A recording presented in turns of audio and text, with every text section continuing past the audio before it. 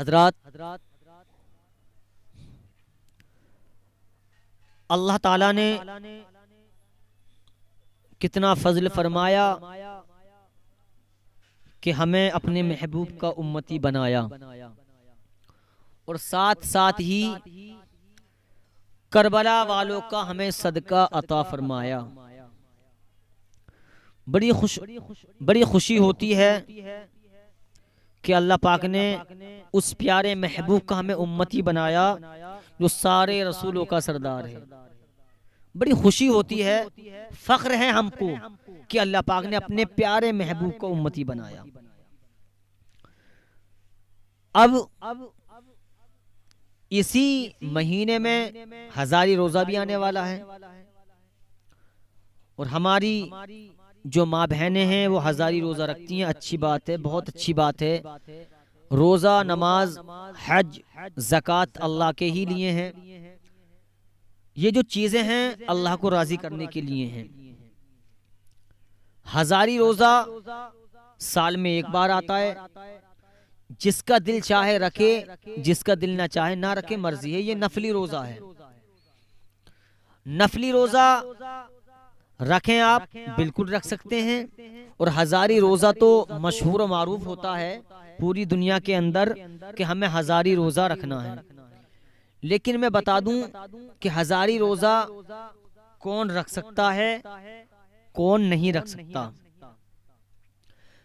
ये जो शरीयत में जो मसला है वो ये है कि अगर शादीशुदा लड़की है, रमजान शरीफ के महीने को हटा कर कह रहा हूँ, यानी कि रमजान शरीफ का जो महीना है उसको नहीं, वो तो फर्ज है भाई, उसमें किसी की इजाजत लेने की जरूरत नहीं, उसे तो रखना ही है। उन रोजों को तो रखना ही है, चाहे मर्द हो या औरत हो। मैं नफली रोजों की बात कर रहा हूँ जो अब हजारी रोजा आने वाला है। उन रोजों को कौन रख सकता है और किसकी इजाजत से हजारी रोजा रखना चाहिए।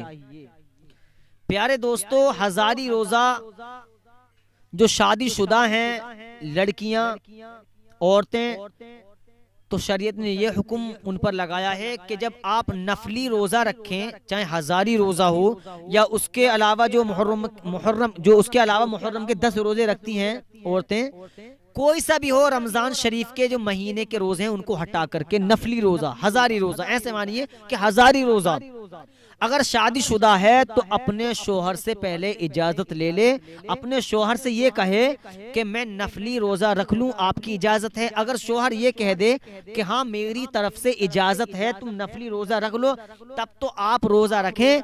वरना अगर शोहर मना कर दे तो आपको नफली रोजा नहीं रखना है। गौर से सुनना, नफली की बात कर रहा हूँ, फर्जी रोजों की नहीं। ये लागू जो है उन औरतों पर है जिनकी शादी हो चुकी है। जो शादीशुदा हैं ये उनके लिए हुक्म है कि अपने शोहर से इजाजत लें तब रोजा नफली रखें।